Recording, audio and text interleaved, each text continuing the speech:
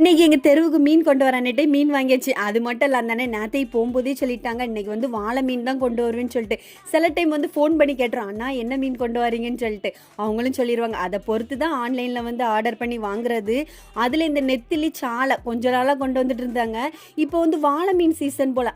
அடிக்கடி வாளை மீன் தான் கொண்டு வராங்க.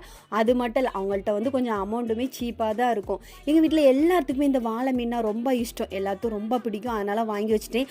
வாளை மீன் ஒன்றும் நல்லா கொதிச்சு அந்த கறி வத்துனதுக்கப்புறம் போட்டு எடுத்தால் தான் உடையாம நல்லா இருக்கும்.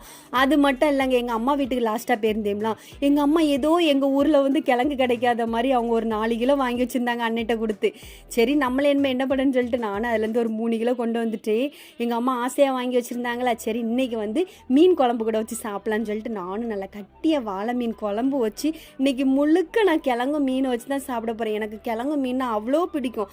கிழங்கு வந்து நல்லா பஞ்சு போல் வந்து மீன் குழம்பு நல்ல டேஸ்ட்.